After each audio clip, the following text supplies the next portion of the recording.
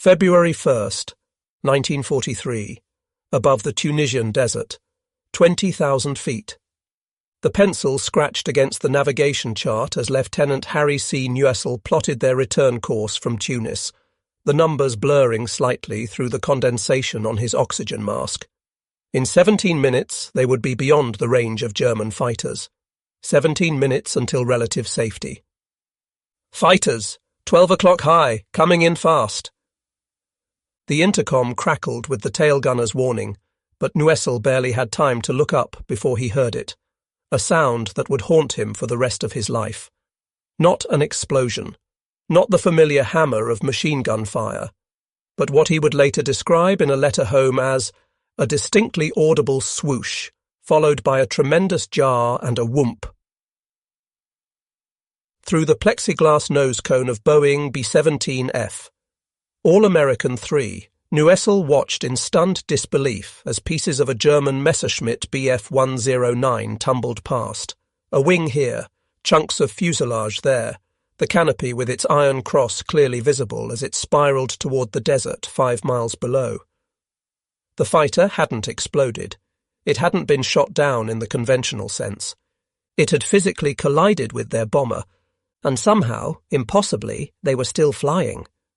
What Lieutenant Harry C. Nuessel didn't know, what none of the 10 crew members could know in that moment, was that they had just become participants in one of the most documented and studied incidents in aviation history. Their B-17 was flying with its tail section nearly severed, connected to the fuselage by only a few metal spars and thin strips of aluminum skin. The photograph that would be taken of their aircraft in the next hour would become one of World War II's most iconic images, studied by engineers and pilots for decades to come. The mathematics of their survival defied every principle of aerodynamics. The physics said they should already be dead, spiraling in pieces toward the Sahara. Yet First Lieutenant Kendrick Bragg Jr., gripping the control yoke with the determination of a former Duke University halfback who had never lost a game in his legendary 1938 season, was somehow keeping 65,000 pounds of damaged aluminum in the air. This moment would trigger the most improbable survival story in the history of aerial warfare, a demonstration of American engineering and human determination that would force the German Luftwaffe to completely reconsider their assessment of the B-17 flying fortress. The engines coughed to life in the pre-dawn darkness of Biskra Airfield, Algeria, their right cyclone radials sending vibrations through the desert sand that had infiltrated every corner of the base. February 1st had arrived with unusual clarity. No sandstorms, minimal wind, visibility unlimited. Perfect bombing weather, as the operations officer had noted during the 0400 hours briefing. First Lieutenant Kendrick Sonny Bragg Jr. ran his hands along the control surfaces of All-American 3 during his pre-flight inspection. At 25, Bragg carried himself with the quiet confidence of someone who had proven himself in multiple arenas. The newspapers back home in Savannah still talked about his performance with Duke's 1938 Iron Dukes, undefeated, unscored upon in regular season, the team that couldn't be beaten. That mental toughness, that refusal to accept defeat even when the odds seemed impossible, had served him well since he'd traded his football cleats for flight boots.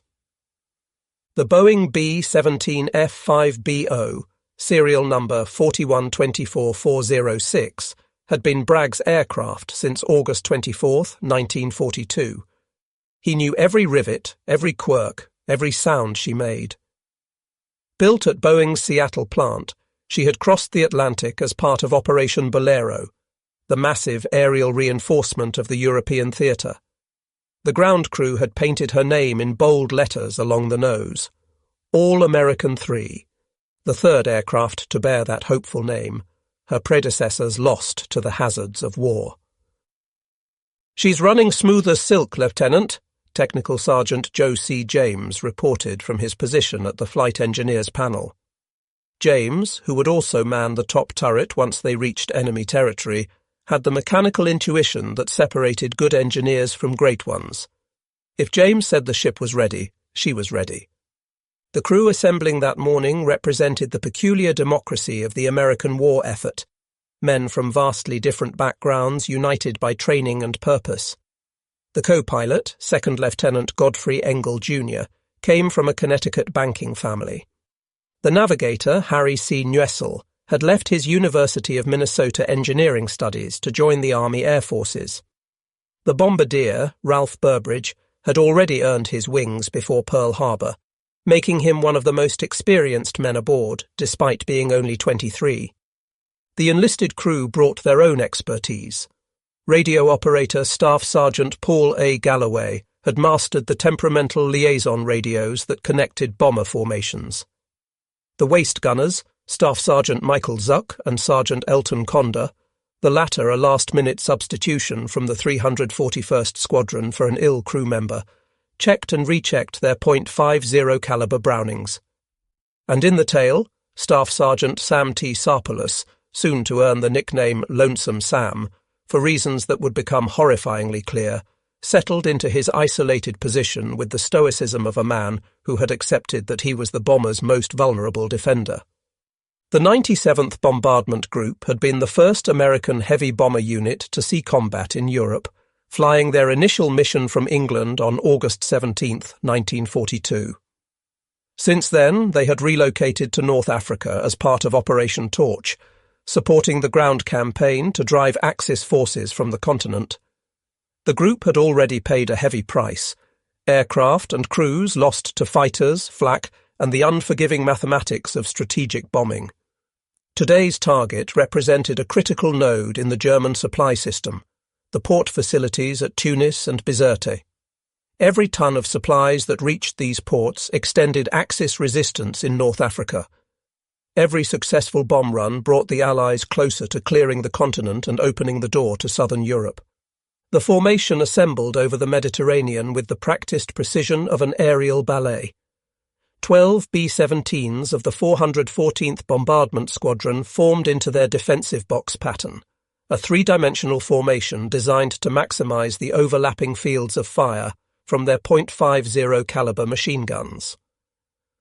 All American 3 took her position on the right wing of the lead aircraft, Flaming Mamie, commanded by Major Robert Coulter, the squadron operations officer. The absence of fighter escort hung over the formation like a shadow. The P-38 Lightnings that should have been weaving protective patterns around them were grounded with mechanical issues. The B-17s would have to rely on their own guns and the theory of mutual protection that had yet to be truly tested against determined fighter opposition. At 20,000 feet, the temperature plummeted to -40 degrees Fahrenheit. Ice formed on the windows, and the crew's breath froze inside their oxygen masks, requiring constant breaking away of ice crystals that could block airflow.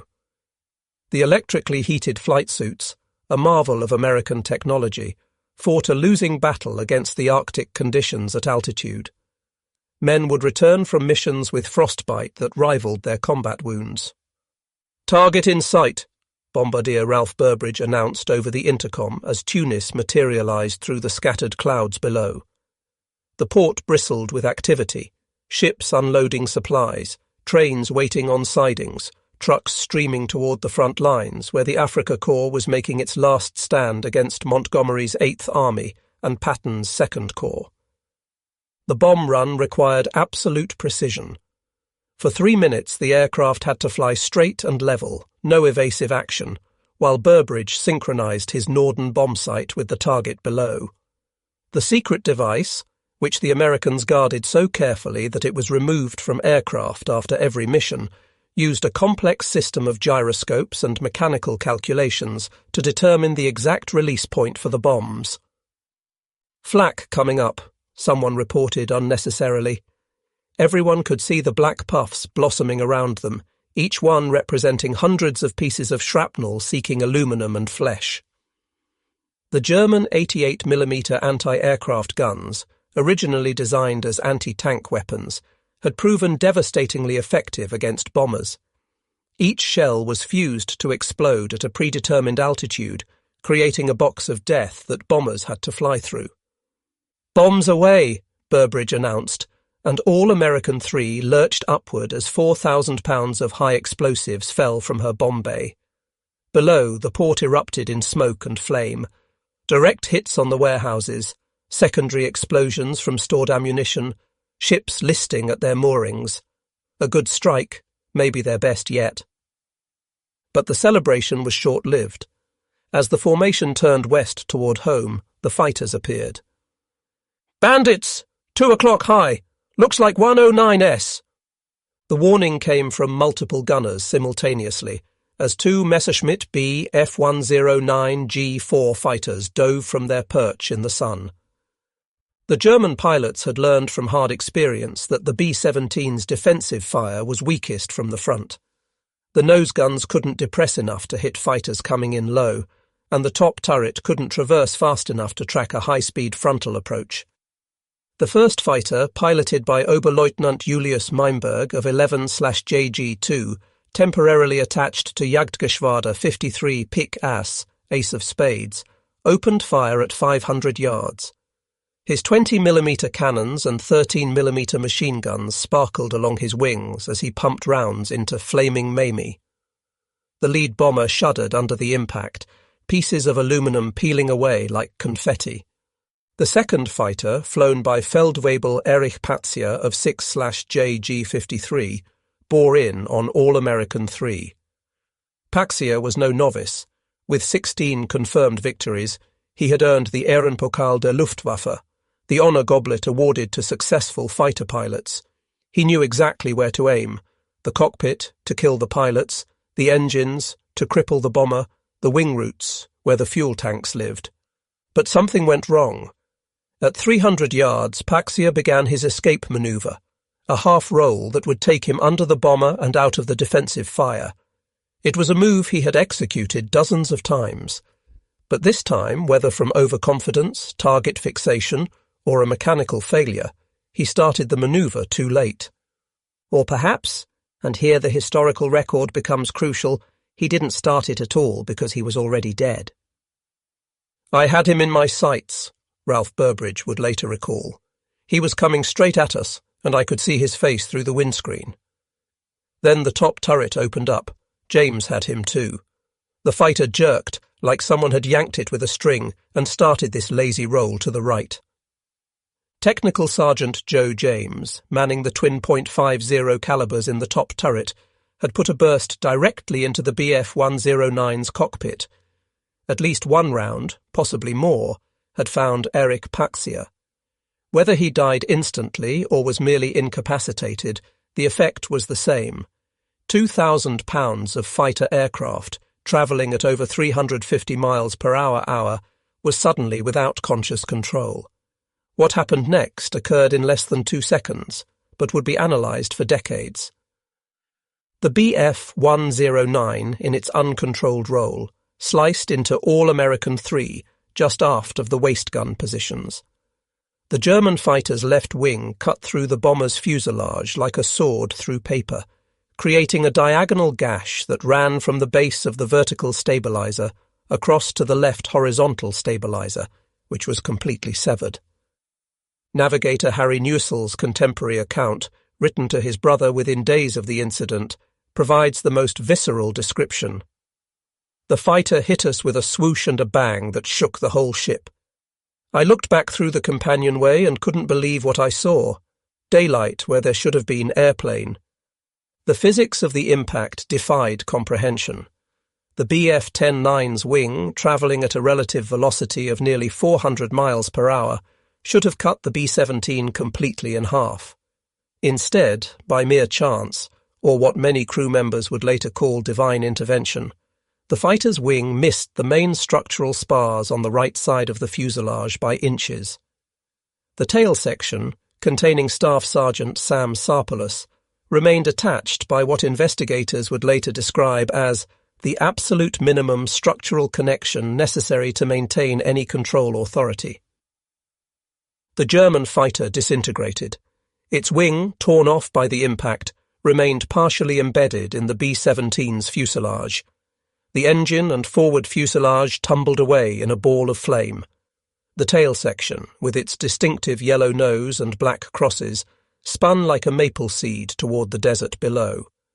Inside that burning wreckage was Feldwebel Erich Patzier, born May 7, 1918, in Germany, who would be posthumously awarded his Ehrenpokal on March 1, 1943, never knowing that his death had created one of aviation's most remarkable survival stories.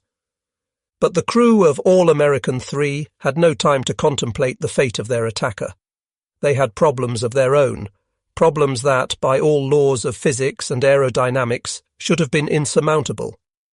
"Pilot to crew, check in. Everybody okay?"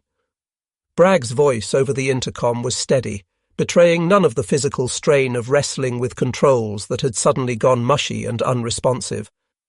The control cables to the tail surfaces, the elevator and rudder that allowed the pilot to control the aircraft's pitch and direction, had been severed or severely damaged. The aircraft wanted to nose down, to enter what pilots called a graveyard spiral. One by one, the crew checked in. Miraculously, no one had been injured in the collision itself, but when it came time for the tail gunner to report, the intercom remained silent. "Sarpalus. Sam, you okay back there?" Still nothing. The interphone line to the tail position had been cut. But then, through the jagged hole in the fuselage, the waist gunners could see movement in the tail section. Sam Sarpalus was alive, trapped in a tail section that was moving independently from the rest of the aircraft, swaying with each air current like, as one crew member described it, a kite on a string in a hurricane. The full extent of the damage was staggering.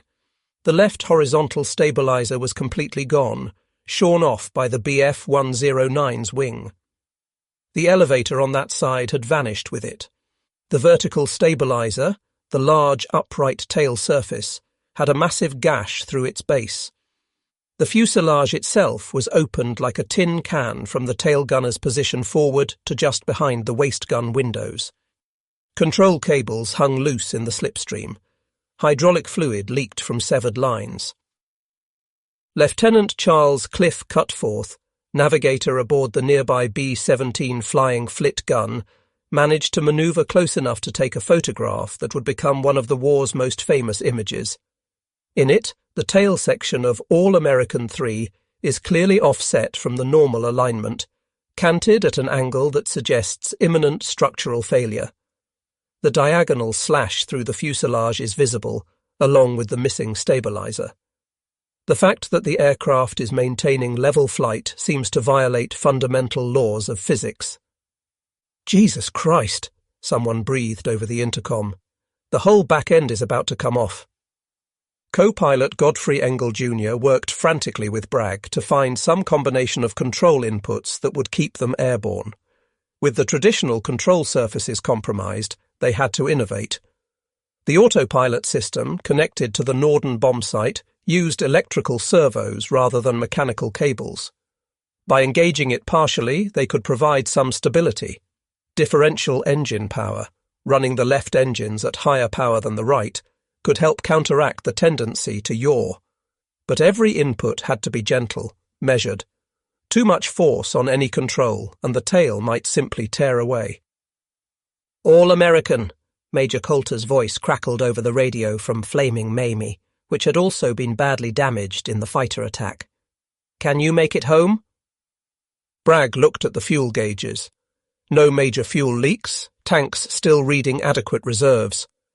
Engines all running, temperatures and pressures normal, electrical systems functioning. The only thing wrong with the aircraft was that it was missing a significant portion of its structure, a minor detail, really. "We're going to try," Bragg responded. In the nearly severed tail section, Staff Sergeant Sam T. Sarpalus faced a decision that would have paralyzed most men. He could stay where he was, hoping the tail would hold until landing, or he could attempt to crawl forward through the damaged fuselage to the relative safety of the main aircraft body.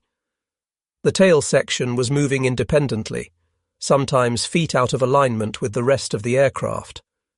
Each movement stressed the few remaining connections. Any sudden maneuver, any strong turbulence, and he would be riding 5 tons of aluminum to his death. Sarpalus made his choice. Gathering his chest parachute, his equipment, and, in a detail that would become legend, a borrowed jacket that belonged to Lieutenant Bragg, he began the most dangerous 30 feet he would ever travel. The scene inside the fuselage was apocalyptic. Daylight streamed through tears in the aluminum skin.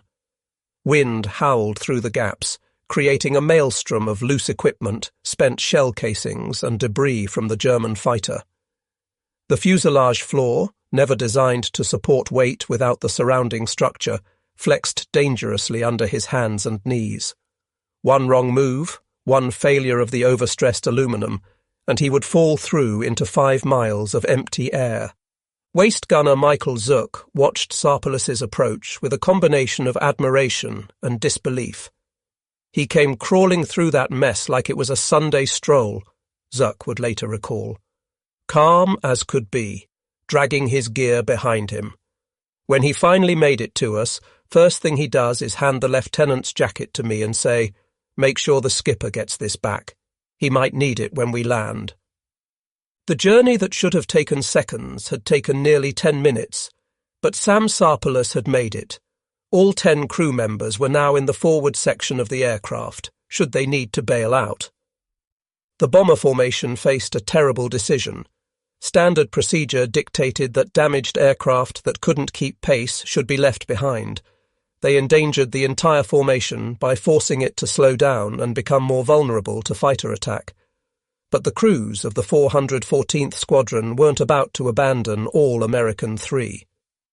The formation closed ranks around the wounded bomber, creating a defensive shield with their massed firepower.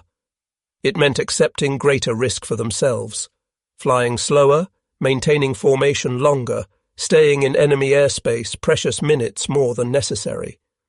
But these were men who had trained together, lived together in the harsh conditions of North African bases, and lost friends together. The arithmetic of survival took second place to loyalty. "All American, this is Red Leader," the formation commander radioed. "We're staying with you until you're clear of fighter range. Keep her steady." The German fighters, seeing the tight defensive formation and perhaps low on fuel and ammunition, eventually turned away. They had claimed their victories, or so they thought. Julius Meinberg, Erich Paxia's wingman, would survive the day despite suffering severe burns when defensive fire ignited his oxygen system. In his post-war memoir Feindberührung, Contact with the Enemy, he would claim a B-17 kill from this engagement. He was half right. Flaming Mamie would indeed go down, Major Coulter and 6 crew members killed, but all American 3 refused to die. As the formation finally crossed into Allied-controlled airspace, the other bombers began to peel away, waggling their wings in salute as they headed for Biskra. All American 3, flying at reduced speed to minimize stress on the damaged structure, would make the journey alone. The flight from the target area to Biskra airfield should have taken an hour. For all American 3, fighting to stay airborne, it would take 90 minutes that felt like 90 years. Every air pocket, every bit of turbulence, sent shudders through the aircraft that made the crew hold their breath. The tail section continued its independent movement, sometimes aligned with the fuselage, sometimes canted at angles that defied belief. Bragg and Engel developed a rhythm, a delicate dance with the dying aircraft. Gentle pressure on the yoke, never sudden movements. Adjust the throttles incrementally, feel the aircraft's response, adjust again. They flew more by instinct than by instruments, sensing through their hands and feet what the aircraft could tolerate. Flight engineer Joe James monitored the engines obsessively. Number 3 was running slightly hot, possibly from debris damage, but still within acceptable limits. Oil pressure steady on all 4. Fuel consumption actually improved due to their reduced speed. The Wright Cyclone radials, built in factories across America by workers who would never know how their precision saved lives, continued their steady thunder. "Navigator, how far to base?" Bragg asked. Harry Newsel had been continuously calculating and recalculating their position. The damage had affected the aircraft's trim, causing it to fly slightly sideways, what pilots called a crab. This affected both their speed and fuel consumption, but his calculations showed they would make it, albeit with minimal reserves. 40 minutes, skipper. Weather's still clear at base. Radio operator Paul Galloway had been in constant contact with Biskra Tower, updating them on the aircraft's condition. The base had mobilized every available emergency vehicle. Ambulances, fire trucks, and crash crews lined the runway. The base commander himself had come to the tower to monitor the situation. The crew went through their landing preparation with mechanical precision, each man checking and rechecking their equipment. They kept their parachutes on. If the tail separated during landing, they might have seconds to evacuate. Waist gunners Zook and Conda cleared loose equipment that could become projectiles in a crash. Bombardier Burbridge secured the bomb site, still following protocol even in extremis. Unknown to the crew of All-American 3, their survival was already causing ripples through the German fighter community in North Africa. The pilots who had witnessed the collision were filing their reports, and the intelligence officers were struggling to explain what they had seen. The Luftwaffe had extensive experience with the B-17 Flying Fortress. They had been fighting them since the Americans entered the European Air War, and they thought they understood the bomber's capabilities and limitations. German technical analysis had determined that a B-17 required approximately 20 hits from 20mm cannon shells to ensure destruction. The aircraft's multiple redundant systems, self-sealing fuel tanks, and robust construction made it frustratingly difficult to bring down. But this, a B-17 flying with half its tail missing, was beyond their calculations. The initial reports were met with skepticism. Surely the pilots had been mistaken. Perhaps the bomber had crashed later, out of sight. No aircraft could survive such damage. Yet the evidence was incontrovertible. Multiple pilots had witnessed All-American 3 flying in formation after the collision. Ground observers had tracked it on radar, maintaining altitude and heading long after it should have fallen from the sky. The incident would be added to a growing file of reports that forced the Luftwaffe to reconsider their tactical approach to attacking American heavy bombers. General Adolf Galland, one of Germany's most successful fighter aces and a key figure in Luftwaffe fighter tactics, would later write about the psychological impact of American bomber durability. To see a flying fortress continue flying with injuries that would have destroyed any other. Aircraft was deeply demoralizing to our young pilots. They would expend their ammunition, score what should have been killing hits, and watch the Americans fly home. Biskra Tower, this is All-American. 5 minutes out. Request straight-in approach, runway 27. All-American, Biskra Tower. You're cleared for immediate approach, runway 27. Emergency vehicles standing by. How many wounded aboard? Bragg and Engel exchanged glances. By all rights, they should all be dead. Yet here they were, 10 men without a scratch among them, at least not from the collision. Tower, All-American. No wounded. Just need a straight approach. We've got structural damage. The understatement of the year. Through the windscreen, the brown expanse of Biskra Airfield materialized from the desert haze. Home, safety solid ground, the most beautiful sight any of them had ever seen. Gear coming down, Engel announced, moving the lever. The landing gear was operated by a separate hydraulic system from the control surfaces, and to everyone's relief, they heard and felt the reassuring thunk of the wheels locking into position. 3 green lights on the panel. The gear was down and locked. Flaps? Engel asked. Bragg considered. Flaps would slow them down for landing, but would also change the airflow over the tail, potentially adding stress to the damaged structure. No flaps. We'll come in hot and use the whole runway. The approach required every ounce of skill Bragg had developed in hundreds of hours of flight training. The aircraft didn't want to fly straight. It wanted to yaw, to roll, to pitch down.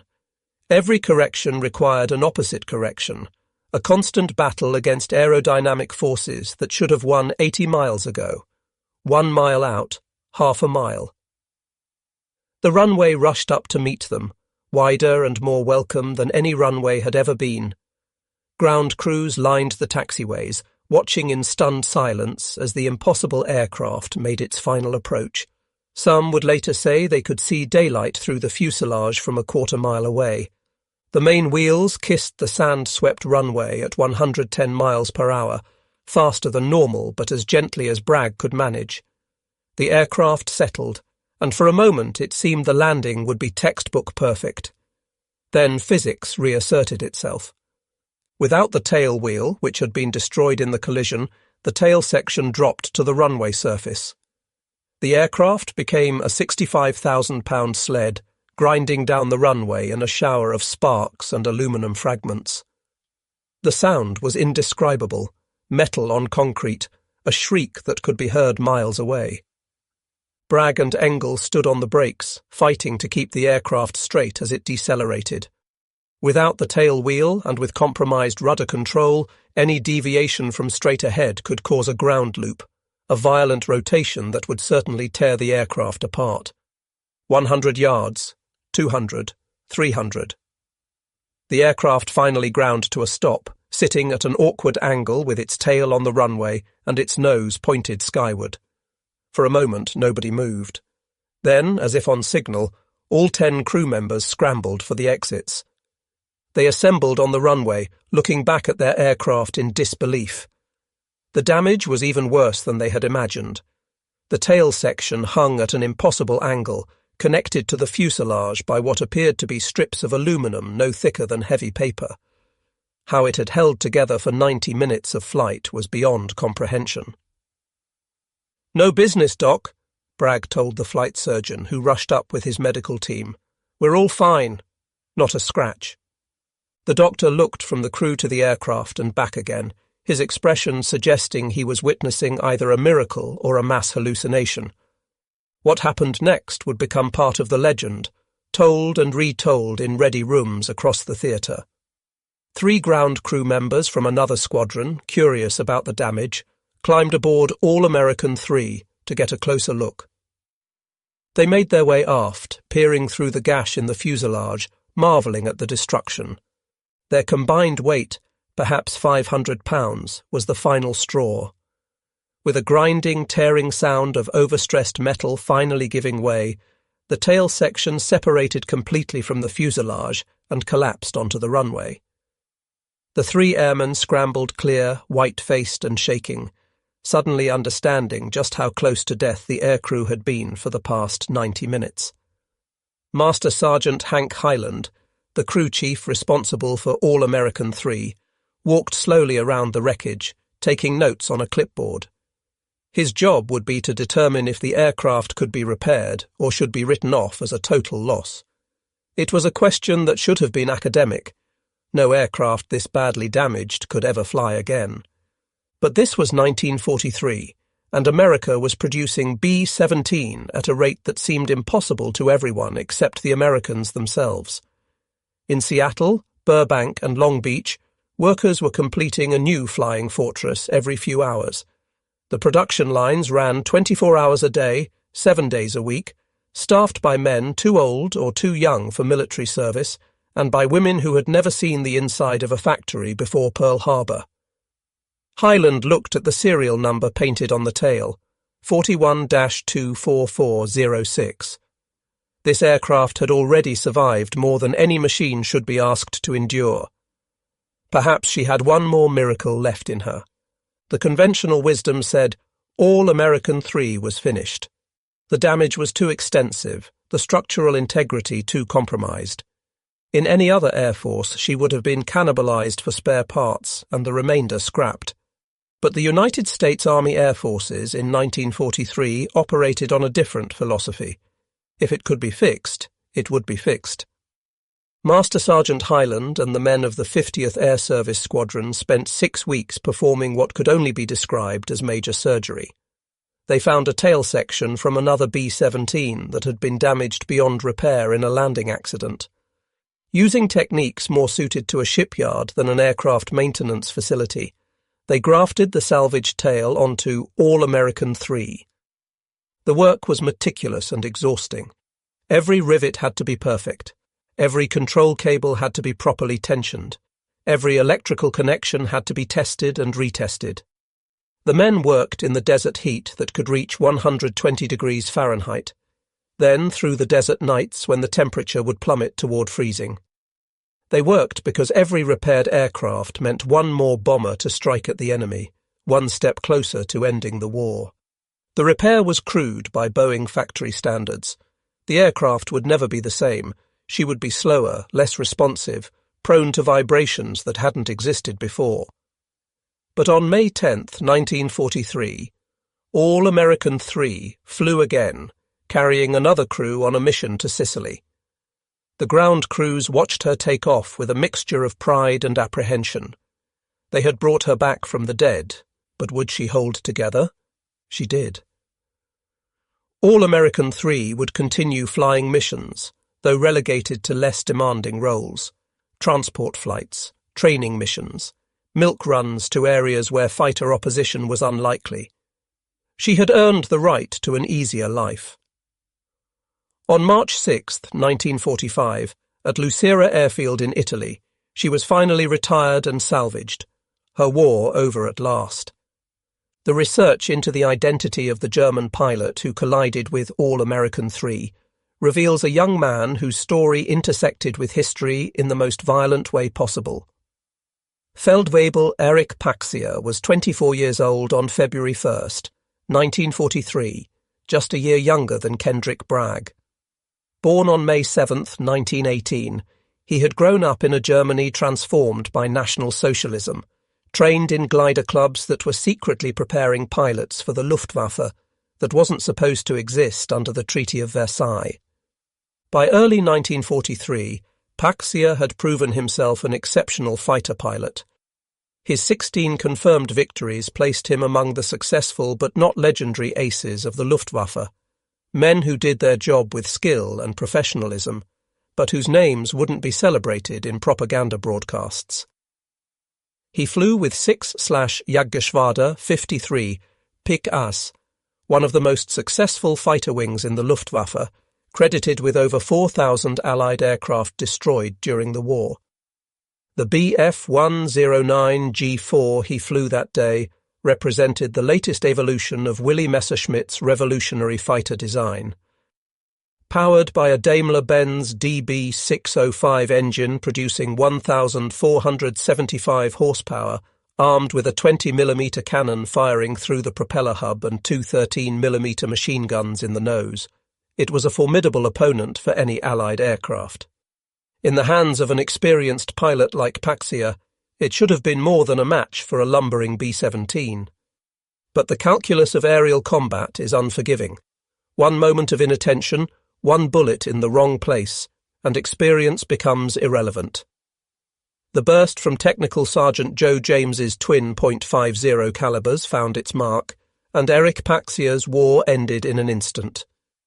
His body was recovered from the wreckage of his fighter and buried at Borj Sedria German War Cemetery in Ben Arous, Tunisia, where it remains to this day. Plot 3, Row 8, Grave 15. On March 1st, 1943, Paxier was posthumously awarded the Ehrenpokal der Luftwaffe, the honour goblet that recognised his achievements as a fighter pilot. The citation made no mention of the collision, only noting that he had died in aerial combat against enemy bombers.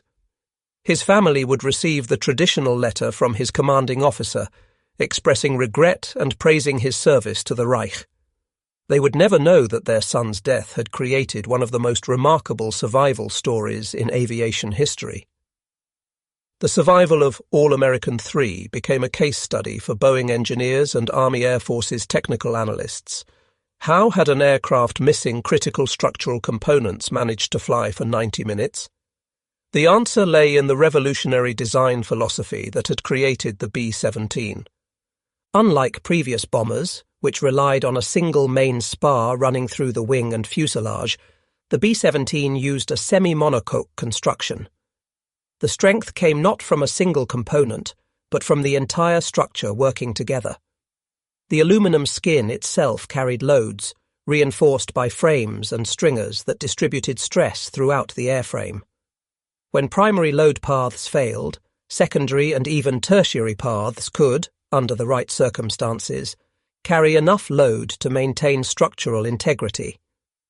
The key to All-American 3's survival was what hadn't been damaged. The wing-to-fuselage junction, the strongest point on the aircraft, remained intact. The main wing spars, carrying the weight of 4 engines and fuel tanks, were undamaged. The bomb bay area, with its robust construction necessary to carry 8,000 pounds of ordnance, provided a rigid box that held the forward and aft sections together, even when the connecting structure was compromised. Boeing engineer William Allen, reviewing the incident reports, noted that the B-17 had been designed with combat damage in mind from the beginning. "We knew these aircraft would take hits," he wrote in a technical memorandum.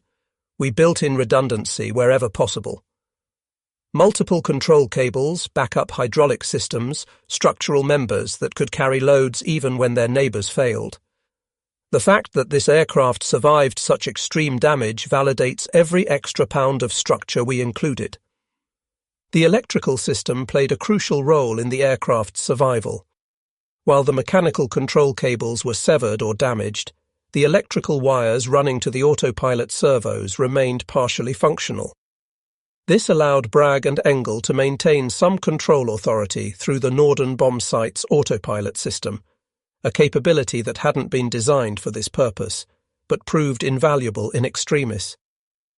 The survival of All-American 3 sent ripples through both Allied and Axis air forces. For American bomber crews, it became a morale-boosting legend told in briefing rooms from England to Italy. If All-American 3 could make it home with half her tail shot off, surely their damaged aircraft could make it too. The psychological impact was immeasurable. Crews flew with greater confidence, knowing their flying fortresses could absorb punishment that would destroy other aircraft. The 414th Bombardment Squadron adopted a new emblem inspired by the incident. A puppy praying atop an aircraft's tail section, a reference to the phrase, "coming in on a wing and a prayer."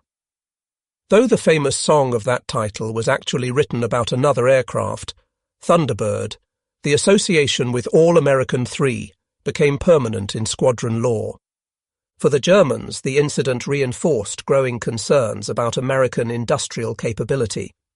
Field Marshal Erhard Milch, responsible for Luftwaffe aircraft production, had already warned about the strategic implications of American bomber production.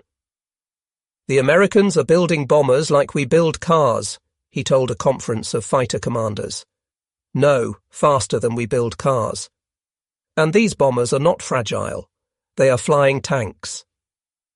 The tactical implications were significant. Luftwaffe doctrine had assumed that catastrophic structural damage would destroy any bomber.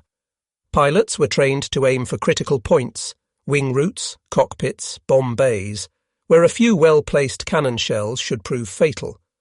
But incidents like All-American 3 proved that even perfect shots might not bring down a B-17. Major Günther Rahl, who would become the third highest scoring ace in history with 275 victories, wrote about the frustration of attacking B-17s. "You would attack, score hits, see pieces flying off, and watch the bomber continue flying. You would attack again, expend all your ammunition, and still it flew. Sometimes you wondered if American bombers were protected by supernatural forces." The Germans began developing new tactics, attacking from the front where defensive armament was weakest, concentrating multiple fighters on single bombers, and developing heavier weapons specifically for bomber destruction. The 30mm Mk-108 cannon, firing explosive shells that could blow metre-wide holes in bomber structures, was a direct response to the B-17's durability. The 10 men who survived the impossible flight of All-American 3 would carry the experience for the rest of their lives, each processing it in their own way. Their story, verified by contemporary documents and eyewitness accounts, stands as one of the most thoroughly documented incidents in World War II aviation history. First Lieutenant Kendrick Bragg Jr. would complete his tour of duty and return to the United States, where he served as an instructor pilot, teaching new bomber crews the skills that might one day save their lives. He rarely spoke about February 1st, 1943, even to his family. When pressed, he would simply say, "We were lucky. Good airplane, good crew, lucky."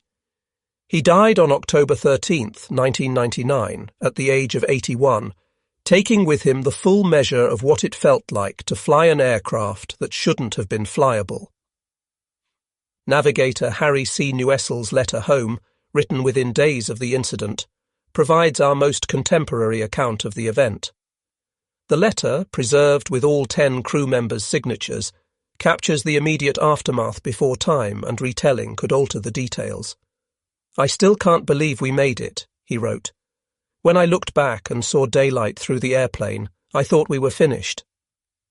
But Bragg and Engel kept her flying. I don't know how, but they did. Newessel would pass away on June 27, 1991, at age 74. Bombardier Ralph Burbridge became the crew's unofficial historian, spending decades correcting the myths that accumulated around their story. In interviews conducted near the end of his life, he systematically debunked the embellishments. No, they hadn't used parachute cords to hold the plane together. No, they hadn't completed their bomb run after the collision. It happened on the way home. No, they weren't headed for England, but back to their base in Algeria. Burbridge understood that the true story was remarkable enough without exaggeration. He died on February 3, 2013, at age 92, one of the last surviving witnesses to that day over Tunisia. Co-pilot Godfrey Engel Jr. returned to Connecticut after the war, rarely speaking of his military service. Those who knew him said he would sometimes unconsciously move his hands as if working aircraft controls, especially during thunderstorms. He lived until May 3, 2007, dying at age 92 with his family around him. Technical Sergeant Joe C. James, whose guns had killed Erich Patzia and precipitated the collision, struggled with the complexity of his role in the event. He had saved his crew by shooting down an attacking fighter, but that action had led to a collision that nearly killed them all. The paradox haunted him. "I did my job," he would say when asked. "That's all any of us did, our job." The waist gunners, Michael Zuck and Elton Conda, maintained that watching Sam Sarpolus crawl through the destroyed fuselage was the bravest thing they witnessed in the war. "We saw a lot of brave men do brave things," Zook said in a 1985 interview. "But Sam crawling through that mess, calm as could be, that was something special." Staff Sergeant Sam T. Sarpolus himself, Lonesome Sam, who had ridden the severed tail section, became something of a legend in the Army Air Forces. His matter-of-fact courage, exemplified by his concern for returning Bragg's jacket, represented the kind of unflappable determination that characterized the best of American aircrew. "What else was I going to do?" he said, when asked about his crawl through the damaged fuselage. "Sit there and wait to fall out of the sky? Better to die trying than die waiting." Radio operator Paul Galloway would note that maintaining communication with the base during the return flight was one of the hardest things he ever did. "Every time the plane lurched, I thought we were coming apart, but I kept transmitting our position, keeping my voice steady. If we went down, I wanted them to know where to find us." The photograph taken by Lieutenant Charles Cliff Cutforth from Flying Flit Gun became one of World War II's most analysed images. Catalogued as U.S. Air Force Photo 050524-F-01234, P-015, it shows All-American 3 in profile against the North African desert, the damage to her tail section clearly visible. The image would be studied by engineers, pilots, and historians for decades, each searching for clues to explain the impossible. What the photograph reveals is both devastating damage and improbable survival. The left horizontal stabilizer is completely gone.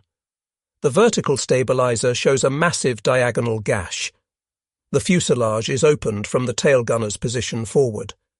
Yet the aircraft maintains level flight, all 4 engines running, no sign of the imminent structural failure that physics demands should be occurring. The photograph has been frequently misattributed and misidentified over the years. It has been claimed to show the aircraft over the English Channel, escorted by P-51 Mustangs. It has been published with captions claiming it was taken from a German fighter. Some versions have been doctored to make the damage appear even more dramatic than it was. But the original authenticated photograph needs no embellishment. It captures a moment that shouldn't exist, an aircraft flying despite damage that exceeds all design tolerances, all safety margins, all reasonable expectations. It is visual proof of what 10 men achieved through skill, determination, and what many would call divine intervention. The incident of February 1st, 1943, occurred at a crucial juncture in the North African campaign. The Afrika Korps, once seemingly invincible under Erwin Rommel, was being squeezed between Montgomery's 8th Army advancing from the east and American forces pushing from the west. The port facilities at Tunis and Bizerte, the targets of that day's mission, were vital lifelines for Axis forces. Every successful bombing mission hastened the inevitable German surrender in North Africa. Within 3 months of All-American III's miraculous return, Axis forces in North Africa would capitulate. On May 13, 1943, nearly 250,000 German and Italian soldiers surrendered in Tunisia, a defeat comparable to Stalingrad in its impact on German military capability. The bombers of the 97th Bombardment Group, including the repaired All-American III, had played their part in this victory. The B-17 Flying Fortress would go on to become the most iconic American bomber of World War II. Though the B-24 Liberator was produced in greater numbers and could carry a heavier bomb load farther, it was the B-17 that captured the public imagination. Its ability to absorb punishment and bring its crews home became legendary. By war's end, B-17s had dropped 640,036 tons of bombs on European targets, more than any other American aircraft. But the cost was staggering. Of the 12,731 B-17s produced, 4,735 were lost in combat. Each loss represented 10 young men who wouldn't come home. The survival rate for bomber crews was among the lowest in the military. Completion of a 25-mission tour, later raised to 35, was considered beating the odds. The miracle of All-American III stood in stark contrast to the brutal arithmetic of strategic bombing. Aviation engineers studying the All-American III incident have provided valuable insights into how the aircraft managed to survive. Analysis suggests that the aircraft was operating at the absolute margins of controllability. The centre of gravity had shifted dramatically aft due to the lost structure, putting the aircraft into a condition that would challenge even modern flight control systems. The key factors in the survival were structural redundancy. The B-17's design included multiple load paths for critical forces. When primary structures failed, secondary systems, never intended to carry full loads, managed to hold just enough to maintain basic integrity. Speed reduction. By immediately reducing airspeed, Bragg minimized the aerodynamic forces trying to tear the aircraft apart. Every mile per hour of speed reduction decreased the stress on the damaged structure exponentially. Gentle control inputs. Analysis shows that any aggressive control input would have exceeded the remaining structure's capability. Bragg and Engel's gentle, coordinated control movements kept forces within survivable limits. Weight distribution. The crew's movement forward from the tail section actually helped by shifting the centre of gravity forward, partially compensating for the lost tail weight. Environmental factors. The relatively smooth air over the North African desert meant no severe turbulence to stress the damaged structure. Had they encountered a thunderstorm or severe turbulence, the aircraft would not have survived. The engineering community continues to study this incident as an example of how robust design and skilled piloting can combine to achieve seemingly impossible outcomes. The lessons learned from All-American III influenced post-war aircraft design, particularly in areas of structural redundancy and battle damage tolerance. Research into Luftwaffe archives provides the German perspective on the incident. The loss of Erich Patzier was recorded in the war diary of JG-53 with typical German precision. Feldwebel Patzier failed to return from combat mission against American bomber formation. Witnessed colliding with enemy aircraft by Oberleutnant Meimberg. Aircraft and pilot lost. What the official records don't capture is the impact such incidents had on German fighter morale. Young pilots, many with less than 100 hours of flight time by 1943, were told that American bombers were easy targets, slow and vulnerable. Then they would attack these easy targets and watch them absorb incredible damage and keep flying. Oberstleutnant Egon Meyer, who developed the head-on attack tactic that would become standard Luftwaffe doctrine against bomber formations, wrote, "The American bombers were not what we expected. We expected them to be like our own bombers, fragile, requiring fighter escort, vulnerable to determined attack. Instead, we found flying fortresses in the true sense, castles in the air that could defend themselves and survive damage that seemed impossible." The Luftwaffe began keeping detailed records of B-17 survivability, trying to determine weak points and optimal attack angles. Their studies showed that even when they achieved what should be catastrophic damage, B-17s had a disturbing tendency to make it home. This led to the development of increasingly heavy armament for fighter aircraft, culminating in rockets and 30mm cannons specifically designed for bomber destruction. At the Boeing plant in Seattle, news of all American 3's survival was met with quiet satisfaction. The engineers and workers who had designed and built aircraft 41-24406 had never met the men who flew her, but they felt a connection nonetheless. Every rivet driven, every wire connected, every system tested had contributed to bringing those 10 men home. The B-17 design had begun in 1934, when the U.S. Army Air Corps issued a requirement for a multi-engine bomber. Boeing's Model 299, which would become the B-17, first flew on July 28, 1935. From the beginning, the design philosophy emphasized survivability, multiple engines so the aircraft could fly with one or two failed, redundant control systems, self-sealing fuel tanks, armor plating around critical components and crew positions. But the incident of All-American 3 exceeded even Boeing's expectations. The company would use the incident in training materials for new engineers, demonstrating the importance of redundancy and over-engineering. "Build it stronger than it needs to be" became an unofficial motto, because someday someone's life will depend on that extra strength. The production statistics of the B-17 program remain staggering even by today's standards. At peak production, Boeing, Douglas and Lockheed, Vega, were completing 16 B-17s every day. The workforce included thousands of women, Rosie the riveters, who had never worked in manufacturing before the war.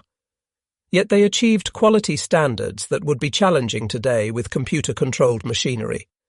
Over the decades, the story of All-American 3 has accumulated layers of myth and exaggeration.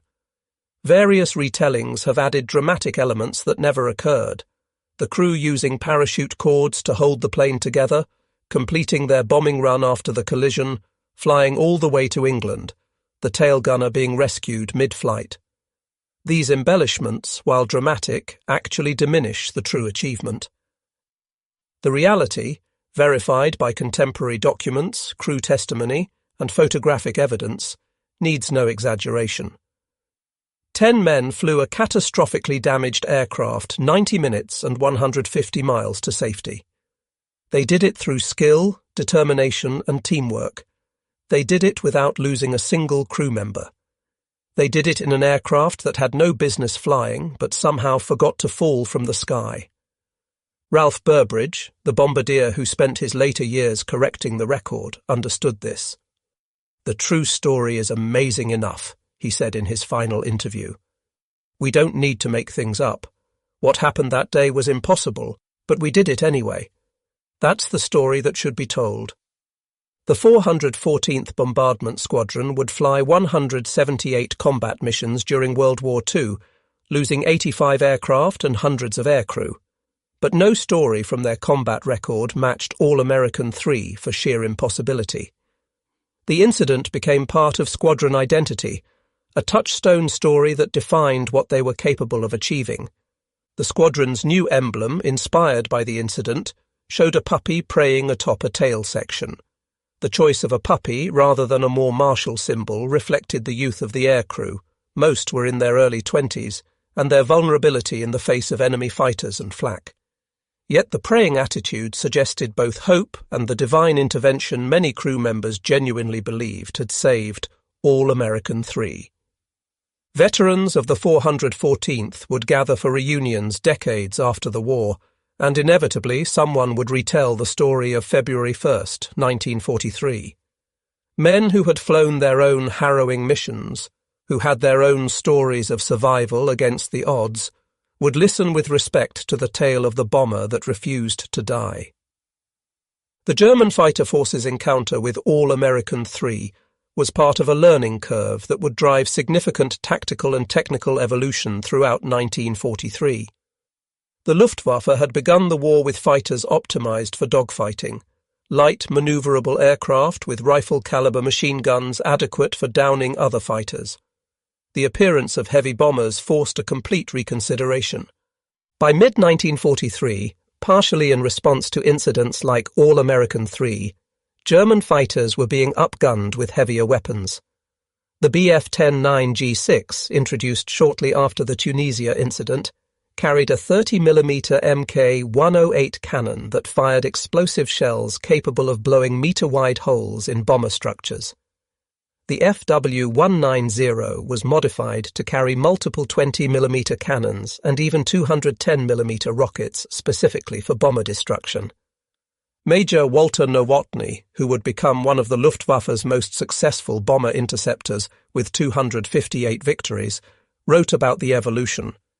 Each month the American bombers seemed to get tougher.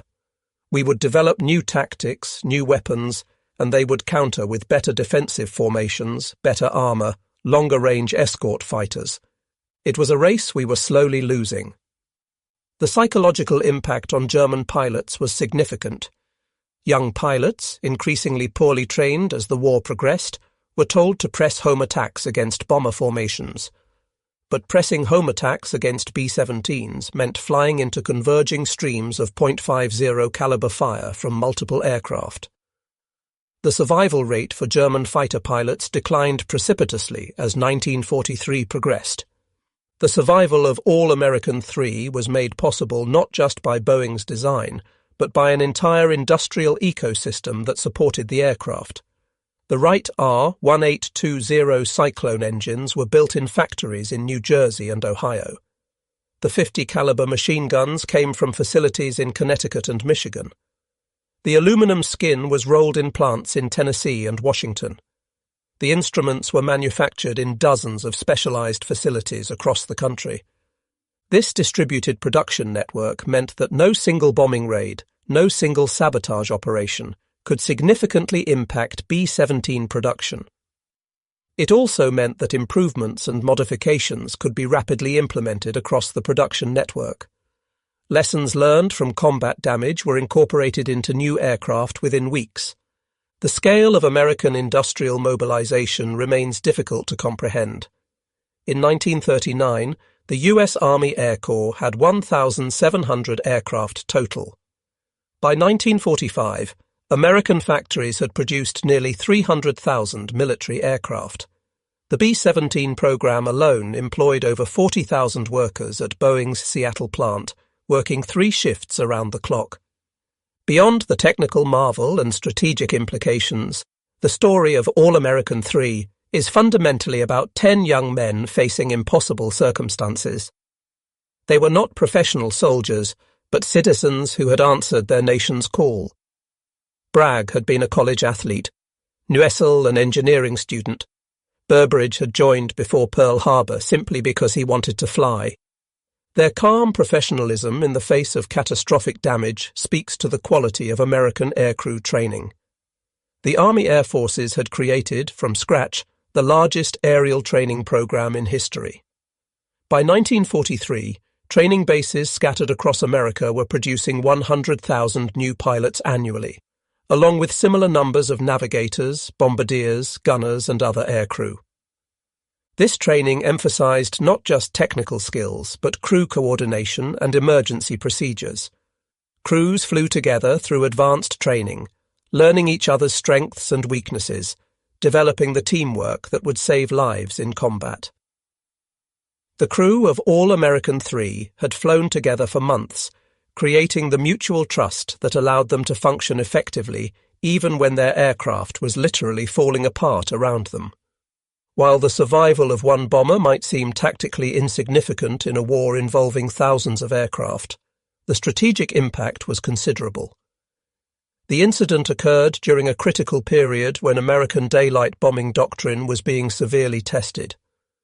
The theory that heavily armed bombers could fight their way to targets without fighter escort was proving costly. But incidents like All American 3 provided evidence that the B-17 could at least survive the journey home, even when severely damaged. This survivability meant that experienced crews were more likely to complete their tours, preserving institutional knowledge and improving overall effectiveness. It meant that damaged aircraft could be repaired and returned to service rather than being total losses. More importantly, it affected German strategic calculations. If American bombers were this difficult to destroy, and if American industry could produce them faster than Germany could shoot them down, then the mathematics of aerial attrition favored the Allies. This realization contributed to the gradual shift of German production priorities, from offensive to defensive weapons, from bombers to fighters, a shift that would ultimately prove futile. Despite extensive documentation, some aspects of All American 3's survival remain subjects of engineering study. How did the few remaining structural members, designed to carry perhaps 20% of the loads they endured, hold together for 90 minutes? Why didn't aerodynamic flutter, the destructive vibration that can tear damaged aircraft apart, develop during the return flight? The aircraft appears to have been operating in what engineers call a non-linear regime, a condition where normal aerodynamic rules become unpredictable. The fact that the aircraft remained controllable in this regime may have been due to a fortunate combination of factors: the specific damage pattern, atmospheric conditions, and the skill of the pilots all aligning to create a survivable situation against overwhelming odds. In 1985, several surviving members of the crew gathered for a reunion in Austin, Texas. Age had silvered their hair and slowed their steps, but when they stood before a B-17 on static display, the years fell away. They walked through the aircraft, each remembering their position on that day 42 years earlier. Bragg, then 67, sat in the pilot's seat one more time, his hands automatically finding the control yoke. "She was a good ship," he said quietly. "She brought us home when she had every right to quit on us. You can't ask more than that from an airplane." Burbridge, standing in the bombardier's position in the nose, pointed through the plexiglass. "That's where I saw the fighter coming in. Right there, straight at us.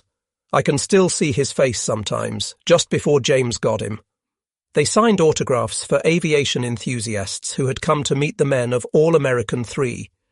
They answered questions, posed for photographs, and shared memories. But there were also long silences, moments when each man was back over Tunisia, feeling the aircraft shudder from the impact, wondering if the next second would be their last. Military historians have placed the incident of All American 3 within the broader context of the air war over Europe and North Africa. The incident exemplifies both the robustness of American bomber design and the courage of the young men who flew them.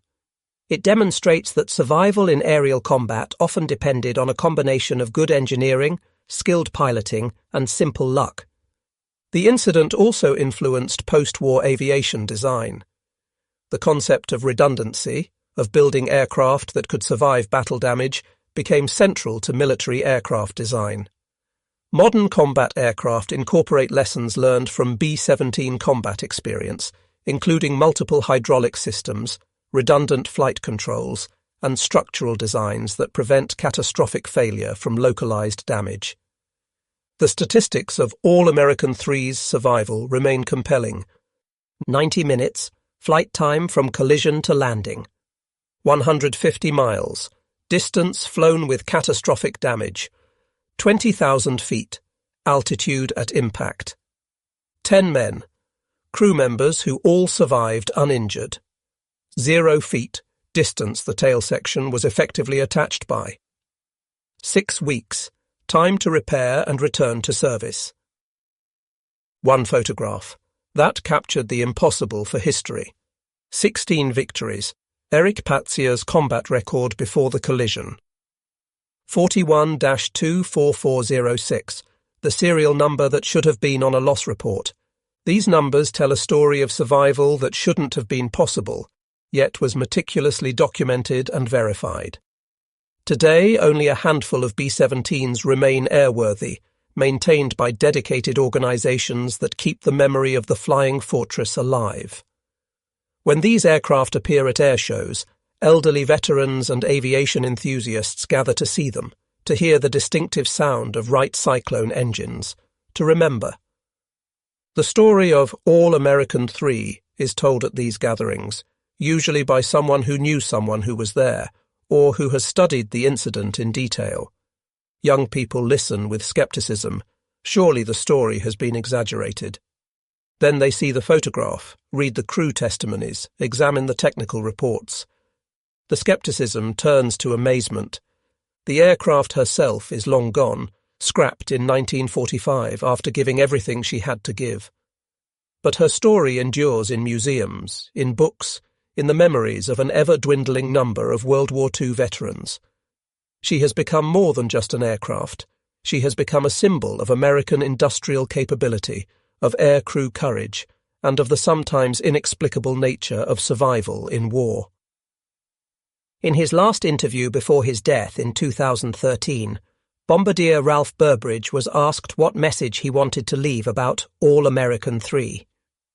He thought for a long moment before answering, "We were just doing our job." That's what people today need to understand. We weren't heroes. We were young men, far from home, doing a job that needed doing. The airplane was built by people doing their job, building the best bomber they could. When we got hit, everyone did their job. Kenny flew, the gunners watched for fighters, I helped navigate, Sam crawled out of the tail. The miracle wasn't that we survived. The miracle was that thousands of people, from the factory workers who built our plane to the ground crews who patched her up, all did their jobs well enough that when everything went wrong, we had a chance. That's the American way. Everyone doing their part, and sometimes, when you need it most, it all comes together and works. We flew home in an airplane that couldn't fly, landed a plane that couldn't land, and walked away from what should have been our grave.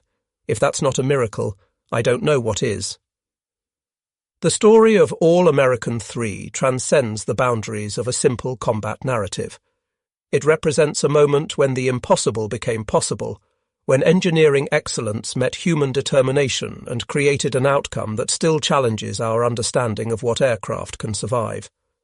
The 10 men who flew home on February 1st, 1943, were carried not just by 4 Wright Cyclone engines and Boeing aluminum, but by the accumulated expertise of American industry, the training of the Army Air Forces, and perhaps something more, call it luck, fate, or divine intervention.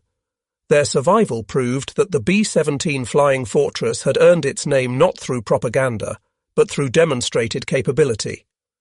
For the Germans who witnessed it, the incident was a glimpse of what they were truly fighting, not just American aircraft, but American industrial might, American training systems, and American determination. For a Luftwaffe already struggling with the mathematics of attrition, All American 3 was proof that the numbers would never add up in their favour. The photograph taken that day, a B-17 flying with its tail nearly severed, has become one of the iconic images of World War II. But it represents more than just one miraculous survival. It captures the essence of the American air campaign: damaged but still flying, wounded but still fighting, against all odds but still coming home. Kendrick Bragg and his crew didn't set out to make history on February 1st, 1943. They set out to bomb a target and return to base, just another mission in a war that seemed endless. But when disaster struck, when a dying German fighter sliced their aircraft nearly in half, they responded with the kind of quiet professionalism that characterized the best of the greatest generation. They didn't panic. They didn't give up. They simply did what needed to be done, each man at his position, each doing his job, trusting in their aircraft, their training, and each other. In doing so, they created a story that would outlive them all, a testament to what becomes possible when engineering excellence meets human courage. The Germans were shocked when they saw two aircraft become one, when fighter and bomber merged in a violent embrace that should have destroyed both. They were even more shocked when the American bomber, against every law of physics and probability, flew home. It was a preview of American industrial and military capability that would eventually overwhelm the Third Reich. All American 3 flew home on February 1st, 1943, carrying 10 men who should have died but didn't, in an aircraft that couldn't fly but did. She carried more than her crew.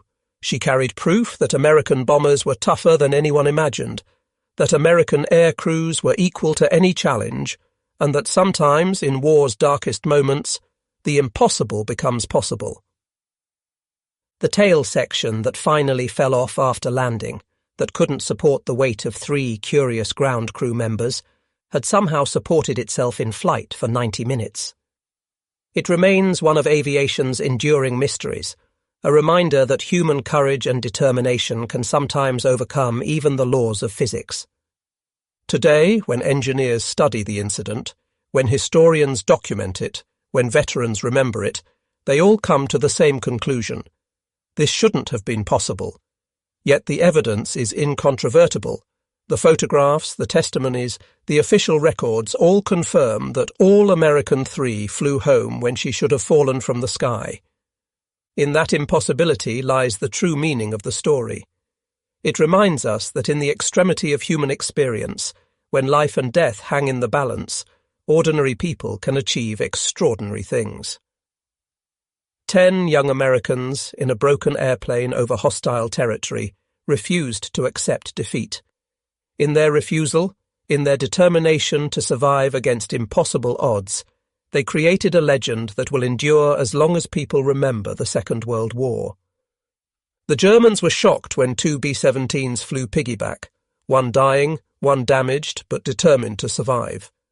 They witnessed American engineering at its finest, American airmanship at its best, and American determination at its most indomitable. They witnessed the impossible. And the impossible flew home.